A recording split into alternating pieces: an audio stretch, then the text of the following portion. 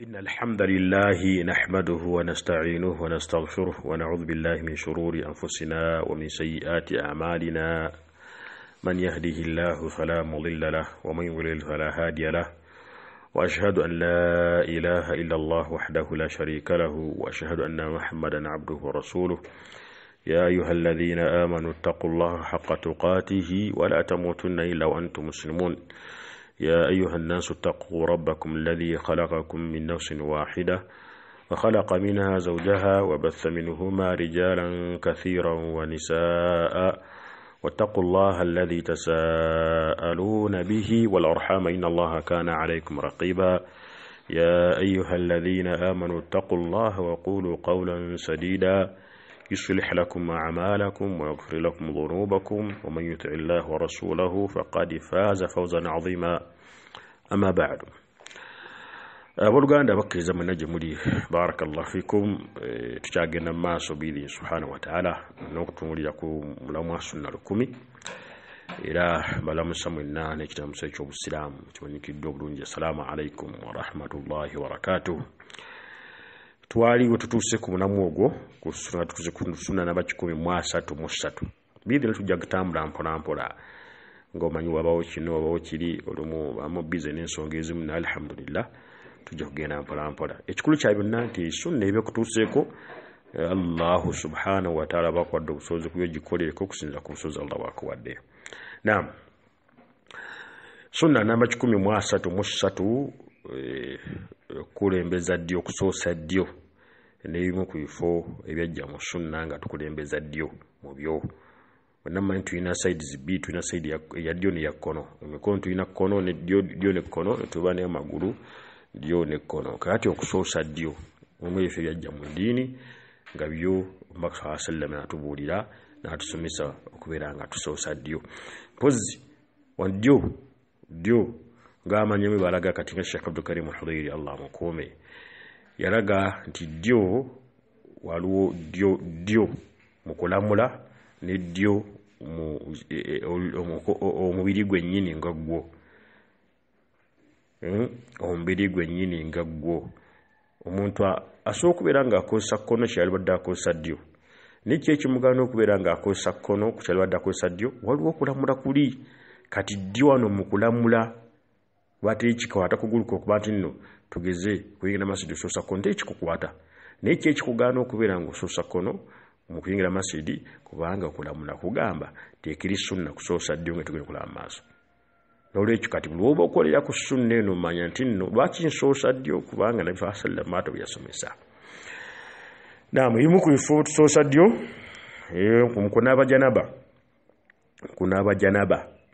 Aisha radiyallahu anha janaba ekyo kimanyikiddwa bulungi ti buli muntu yenna akuze afuna janaba. Imu okufuna janaba nga yeeroteredde, okubeera nga afuna janaba nga yeegasse. Sita omusajja yeegatta n'omukyala aba afunye janaba, si nsonga yeegasse mu halaali wa mu haramu. Bw'ayegatta mu halaali afuna empeera, bw'ayegatta mu haramu afuna omusango, naye bonna bafuna janaba. Omuntu bweeroterera oba omusajja omukyala yeerotera n'alaba amazzi ne gamuvaamu, amazzi ago gavaamu enkwaso z'abantu ezivaamu abantu, abimanya nti nno alina okunaaba janaba kubanga amazzi agalabye. Kati mu kunaaba janaba wano kiri sunna okutandisa okusookera ku sayidi ya ddyo. Owonaaba janaba sookera ku sayidi ya ddyo kubanga ye sunna. Hadithi ejja ku Aisha radiyallahu anha, omu ku bakyala Omubaka Muhammad sallallahu alayhi wa sallam yagamba, kana an-nabiyyu sallallahu alayhi wa sallama idha iktasala al-janaba. Nabi sallallahu alayhi wa sallam aninga bagenda okunaaba janaba, daa bi shay'in nahwa al-hilab, ng'ayita nga atumya ekyombo kitonotono nga kino kitonotono nga kino kibakamiramu. Fa akhadha bi kaffihi, n'aba nga ajjamu amazzi n'ebibatu bye n'ekibatu kye. Fabada bi shaqqi ra'sihi al-ayman, n'aba nga agayiwa naye ng'atandika ku sayidi ya ddyo ye, ng'atandika ku sayidi eya ddyo. Thumma al-aysar, oluvannyuma n'addako kkono. Faqala bihima ala ra'sihi, n'aba nga amazzi agayiwa ku mutwe gwe naye ng'asaanikidde ku sayidi ya ddyo. Atugamba hadithi eyo mu Imam Bukhari ku namba 258. Omu ku amanyi abanyonyi ekigambo ekitabu kya Bukhari ekyo Sahih Bukhari ayitibwa Al-Hafidh Ibn Hajar rahimahullah يقام وفي الحديث محديث استحباب البداية بالميامن في التطهر دوت يقام تكريم السنة وكبيرا tutani sanadio musonga zo kwetukuza noleki sunna bwogeno kuna bajanaba okubera ngutanikira ku saidi yadio era mulifo bitanika nedio nga musunna tanika nadio ghasul mayyiti okunazo omufu mena mayiti mbusiramu muntu abafudde nga musiramu alina okunazibwa okujja ko afudde nga si musiramu atali musiramu tanazibwa oba badde yarutadda tasala swala mathalan oba akola shiriki omunene ajja omuntu mu ddiini oba ayina ebintu ebikafuwaza byayogera ebyamujja mu ddiini nga yarutadda n'aleka eddiini kakati oyo tanazibwa naye omuntu afudde nga musiraamu kabe nga abadde ayina obwononefu ebalamana nga abadde akyali musiraamu oyo alina okunazibwa kakati okunaaza kuno kiri sunna bw'otuba tunaaza omufu okutandika ku sayidi ye eyaddyo olwa hadithi ya Atiya radiyallahu anha yagamba nti anna rasulallahi sallallahu alayhi wa sallam qala fi ghasl ibnati ombaka Allah sallam yogera mu kunaaza mu bwala we nga afudde mola ombaka sallam aitwa Zainab ombaka n'agamba sallam ibdana bima yaminha musose dyowe gwe mba mutandikirako mu kumunaaza omuwadhi wudu minha nifo byabadde afunena nifo byawuzu hadithi eyo iratugamba eri mu Bukhari ku namba 1255 ne Muslimu 939 era mu kubiseera n'embera mu tubeera nga ddyo asiri sunno kumukulembeza mu kufuna wuzu tujifuna mu kiwanyi bulungi nnyo naye kiri sunno okusoosa ddyo nankubadde atandikidde ku kkono ng'amanya mbaga tekigaana naye ddyo bw'oba osoosa kubanga sunna حديث جاء أبو هريرة رضي الله عنه يقام قال رسول الله صلى الله عليه وسلم بقى الله عليه وسلم يقام إذا لبست مبنبانغا مغامبرا وإذا توضأت نبانغا مفنوز فابدأوا بميامنكم مشوشديو ومي حديث يقام مريم أبو داود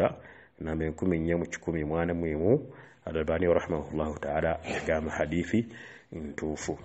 محديث دلا حفصة رضي الله عنها ومخشى بكر صلى الله عليه وسلم يقام كان النبي صلى الله عليه وسلم يجعل يمينه لأكله صلى الله عليه وسلم يبرا يدين قد جو أمكوسا مكوليا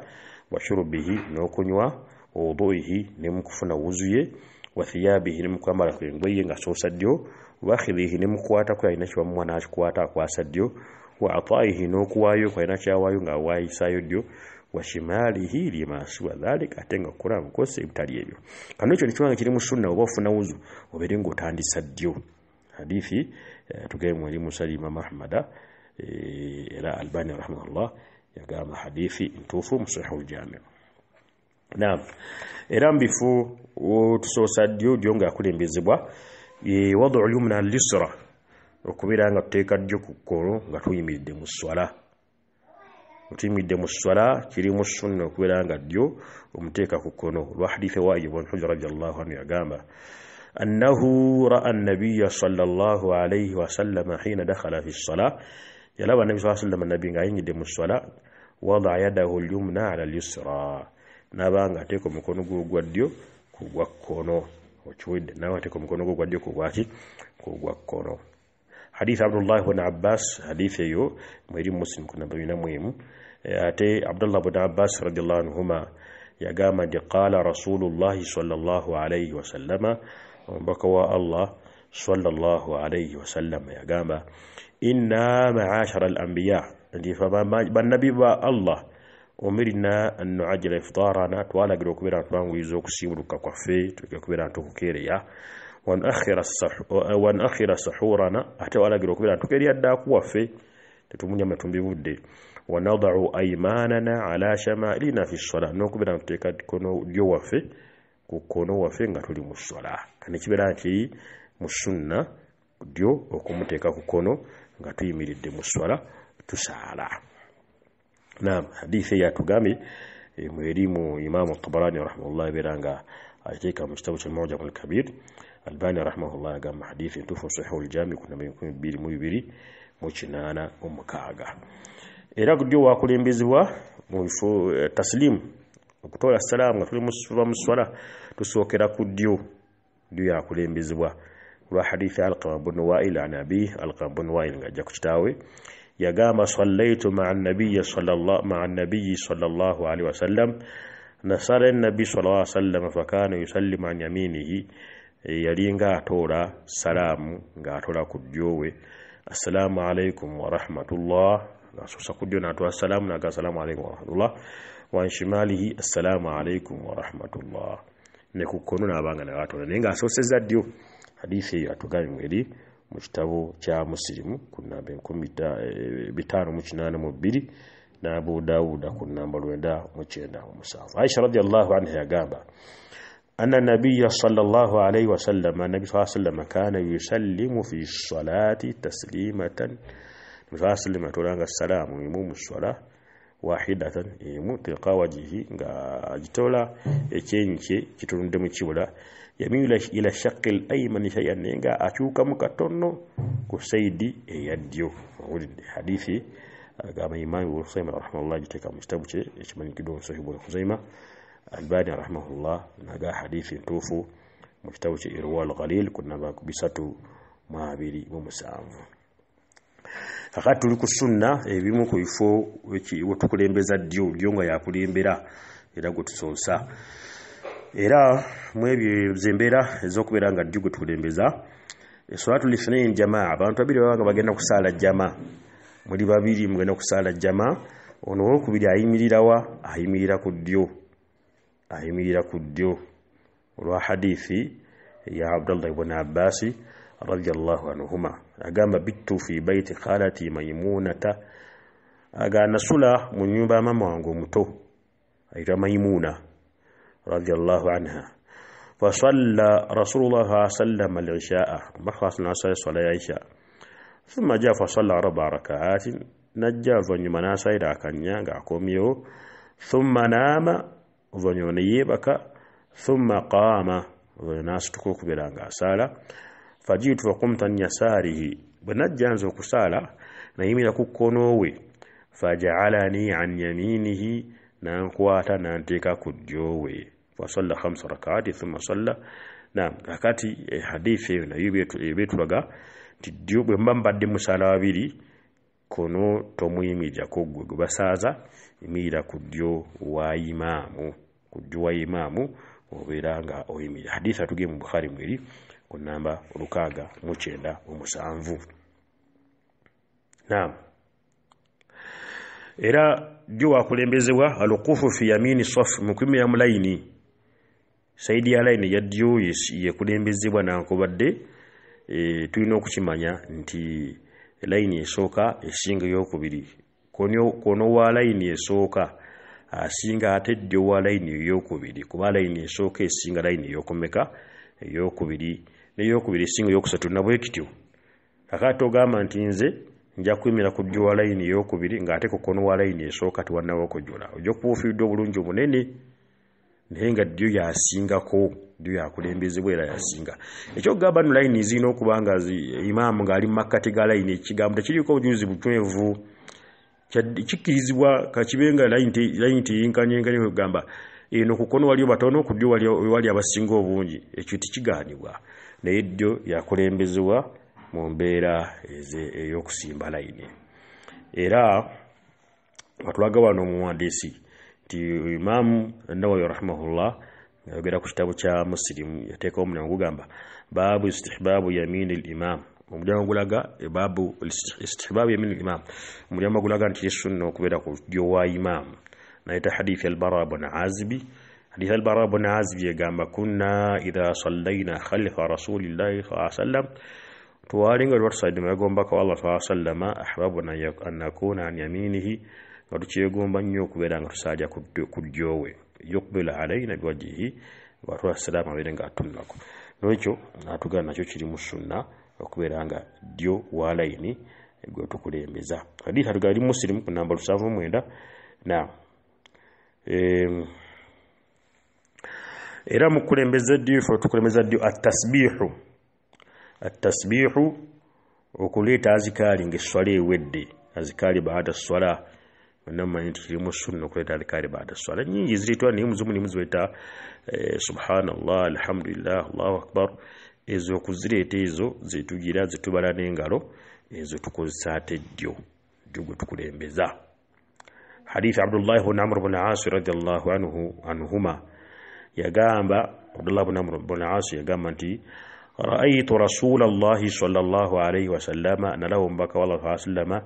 يعقد التسبيح بيمينه nga azikali zitwetanga swale wedde nga akosa omukono gwe ogwaddyo. Aga hadithi wa Musnad Abi Dawud ku namba 15 mu 2. Naam, Albani rahimahullah agama hadithi ntufu. Era mbifo tukulembeza ddyo ad-dukhulu fil masjid, okuyingira masjidi muganda wange ekitiibwa mpuliriza ddyo gwe okulembeza ebyo nno byonna bw'obikola ofuna empeera kasitubanga ogubedde omubaka Muhammad sallallahu alaihi wasallam kuyingira masjidi.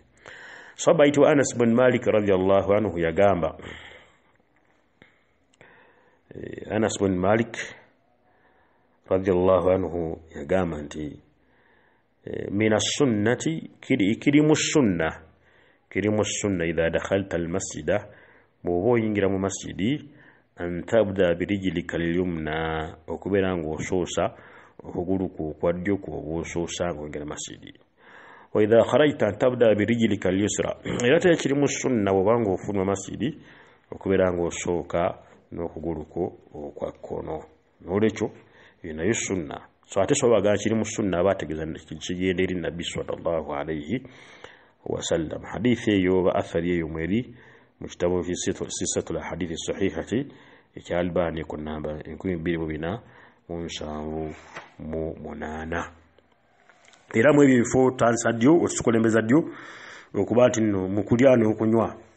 Kulya n'okunywa tulina kukulembeza ddyo. Ate nno ssebo kyabwatteeka kino. Era omuntu singa akyawukanako ng'agenderedde oyo naba agenda kubeera ng'afuna omusango. Hadithi ejwa ku Abdullah ibn Amr radiyallahu anhuma yagamba nti anna Rasulullah sallallahu alaihi wasallam qala, mbaka Allah sallallahu alaihi wasallam yagamba idha akala ahadukum, omukum abanga agenda okulya falyakul biyaminihi, alisenga ddyowe. Okulya kuno nategeeza kulya mmere kyokka, wala buli kyogenda okulya kakibe kikajjo kakibe dindazi buli kyogenda okulya beera ng'oliisha ddyo gwe omusiraamu. Wa idha shariba, ate waba agenda okunywa falyashrabu biyaminihi, anywese ddyowe ddyo. Ekyokunywa kyonna kalibe eddagala kakibiki oba mazzi oba katunda oba kyonna kyogenda okunywa nywesa ddyo. Fa inna shaytaana yakul bishimali wa sharabu bishimali, shaytaani eriisa ddyo kono waayo ate nebeera era nga nywesa kono waayo. Kati okirabye muganda nga omukkiriza. N'olwekyo hadithi atugamba mu Sahih Muslim ku namba 22 okuliisa ddyo n'okunywesa ddyo. Ekyo nno kyabwatteeka si kyakyeyagalire, era singa omuntu akireka aba agenda kubeera ng'afuna omusango. Hadithi endala ejjibwa ku Abdullah ibn Muhammad yani marati minhum, Abdullah ibn Muhammad nga waliwo omukyala yali mubo agadakhala alayya Rasulullah sallallahu alaihi wasallam yayingira wendi. Omukyala oyo agamba wa ana akulu bishimali, nansinkana nga ndiisa kkono. Yasanga omubaka wa sallam ayingira yagenda okuyingirawo n'asanga omukyala oyo aliisa ki? Aliisa kkono.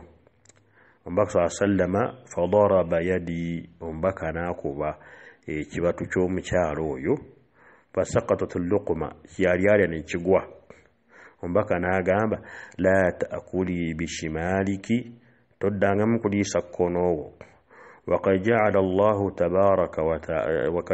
تبارك وتعالى لك يمينا, ngate Allah yakuwaddyo. Ekitegeeza ebbalo malango olina obusobozi obuliisa ddyo, olina kuliisa ddyo okujja kusinga kiba kize tugeze ku ddyo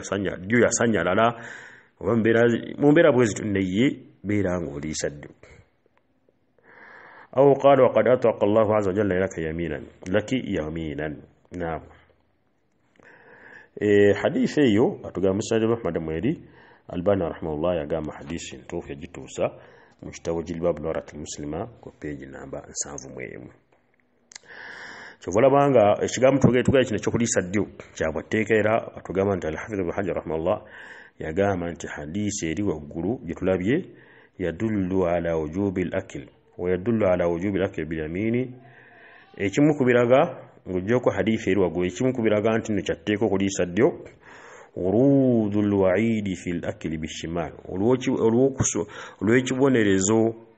ekyajja ne kyogerwa ku muntu aliisinza kkono hadithi jayajja mu hadithi muslim hadithi asma ibn aqwa agante anna rajulan akala inda rasulillah sallallahu alaihi wasallam bishimali musajja alya wali mbakafas na aliisa kkono we fakala hasan mbakafas na agamba kul bi yaminika liisa ddyo qala la astati'u umusajja naga sisobola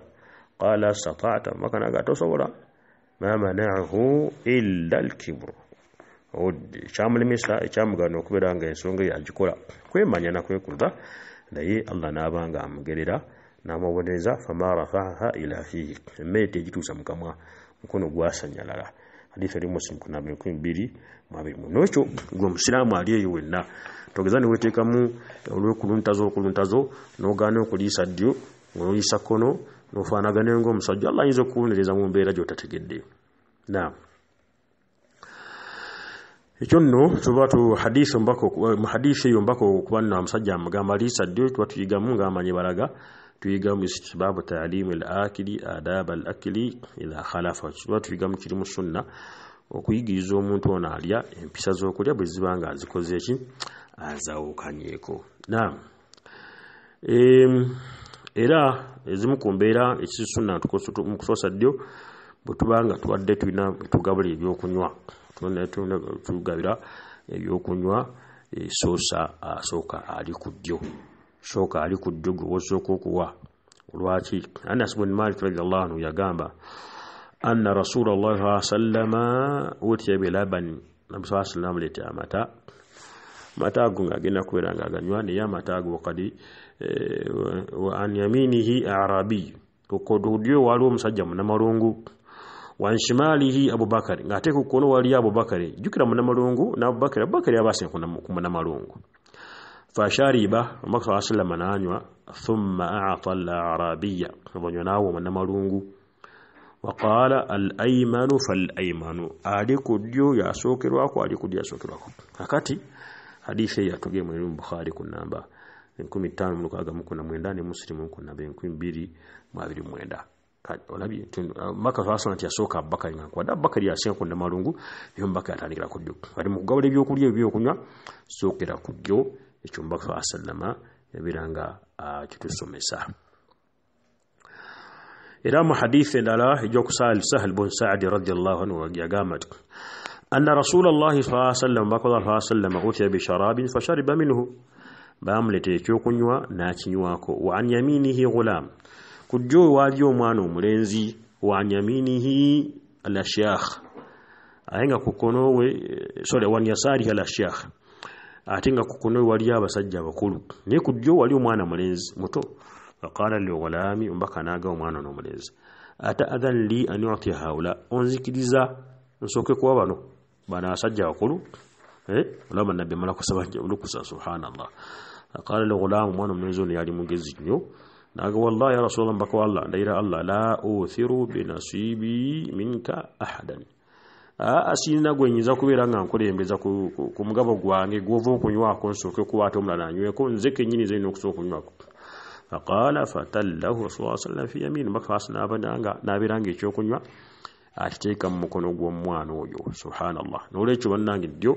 songa tube nga tugiteeka ku ssira hadithi eri mu Bukhari ku namba 1562 era mu mbeera z'okusoosa ddyo mu kwambala oba oyambala ekkanzu oba essaati soosa ddyo oyambala shariya oba jiribaabo bajja oyambala kyonna nga kyetaagisa okuba nno soosa ddyo beera ng'osoosa ddyo hadithi ejja ku Abi Hurayra radiyallahu anhu agamba qala Rasulullah sallallahu alaihi wasallam agamba idha labistum bembanga mwambala wa idha tawaddatum mbanga mufuna wuzu fabda'u bima yaminikum musosenga ddyo wamwe bwatu mbaka sallallahu alaihi wasallama bwe yatugamba kana mukwambala soosa ddyo oluganda omukkiriza era Abi Hurayra agamba radiyallahu anhu mbaka sallama kana an-nabiyyu sallallahu alaihi wasallam yalinga idha labisa inga bayambala qamisan bayambala kanzu ye bada biyaminihi nga soosa ddyo we n'ekyo tusoose ddyo mu kwambala. Mu kusanyirira enviiri n'ozikolako ekyo nakyo tusoosa ddyo. Aisha radiyallahu anha yagamba kana nabiyyu sallallahu alayhi wa sallam yujibuhu tayammunu mbaka wasalamu kyamusanyusanga nnyo okusoosa ddyo fi tana'ulihi mu kwambala kwengatto wa tarajulihi n'okusanyirako enviiri ze n'ozikolako wa tuhurihi wa fishani kulli mu kwetukuzaako mu mbeera ze zisigadde ekujja kukezajja ng'ate zo tusoosa kkono. Mu kusala enviiri nawo tusoosa ddyo. Olwa hadisi ya Anas bin Malik sunna kusoosa ddyo. Hadisi ya Anas bin Malik yagaa nti anna rasulallahi sallallahu alayhi wa sallama mbaka Allah sallama ata Mina, yagenda e Mina ng'ali mu hijja, fata aljamarata faramaha, najja n'akuba ekiwaji ekimanyikiddwa ekikuba ku lunaku lw'ekkumi. Thumma ata manzilahu bi Mina wa nahara, n'addayo mu kifo kye Mina n'asala ensolo. Thumma qaala lilhalaq, oluvannyuma n'agamba omusazi w'enviiri khudh wa ashara ila janbihi al-ayman, namugasa kusala enviiri naye n'amulaga nti asookere ku ddyo. Thumma al-aysar, n'amulaga addeko kkono. Thumma ja'ala yu'tihi an-nas, enviiri zamaana ziwa abantu kubanga kyali kikkirizibwa kuyombaka sallallahu alaihi wasallam. Hadithi eri Muslim ku namba 305. Nawawi rahimahullah yagamba innahu yustahabbu fihi al-bida'atu bil janib al-aymani min miras al-mahluq. Hadithi ibisomesa nti kiri mu sunna kubanga bwe twasala enviiri tusoose ddyo. Bannange sunna ogenda mu saluuni wasala saluuni wasaluni mugambe sookera ku ddyo kubanga sunna ya nabbi sallallahu alayhi wasallam. Naam, mu kwambala engatto hadithi julidde mbaka sallama hadithi mbaka sallama gaida taala ahadukum banga ambala engatto falyabda bil yamini, asoose nga ddyo. Wa idha khala'a, ati wabajjamu falyabda bishimali, asoose kono. ولينعلهما جميعا. نعم، نوليكو ezo nembeera tusoosa ddyo era sunna kutusoosa ddyo. Mu kwebaka hadith al-Bara ibn Azib radiyallahu anhu yagamba nti mbaka sallam yamugamba idha ataita madja'aka, obanga ogenze okwebaka fatawadda wudu'aka lis-sala, funa wuzunga lis-sala, thumma taj'al ala shaqika al-ayman, vonyobelenge bakira ku saidiyo eyaddyo. Era mbaka sallama kana nabi sallallahu alaihi wasallam alinga idha arada an yanam, alinga bayagadde okwebaka wada'a yadahu tahta khaddihi al-ayman, ng'ateeka omukono gwe wansi w'ettamali eryaddo, kitegeeza aba yebakidde ku ddyo. Hafsa agamba radiyallahu anha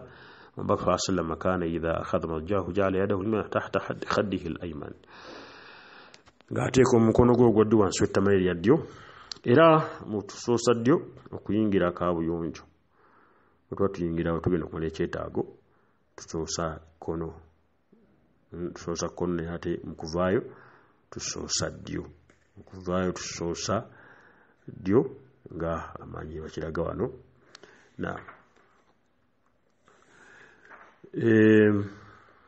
Mu kukwata n'okuwaayo al-akhidh wal-ata, okukwata n'okuwaayo tusoosa ddyo mu kukwata era n'okuwaayo tusoosa ddyo. حديث أبي هريرة رضي الله عنه قال قال رسول الله صلى الله عليه وسلم قال ليأكل أحدكم بيمينه ومكم وابانغا جالي سديوه وليشرب بيمينه إلى ليس بيرنغا نيسديوه وليأخذ بيمينه إلى بيرنغا أقواسديوه وليعطي بيمينه إلى بيرنغا ويسيديوه فإن الشيطان يأكل بشماله والشيطان ليس كونوايو ويشرب بشماله نيسا كونوايو ويعطي بشماله نيسا كونوايو ويأخذ بشماله نيكواسا كونو وايو. حديث تغامري مسلم بن ماجه كنا 132 mukaga Albani rahimahullah agamba hadithi ntuufu. Nolwekyo bane tuberenga ddyo gutukulembeza mu nsonga ezimwe tuziwulidde bire subhanahu wa ta'ala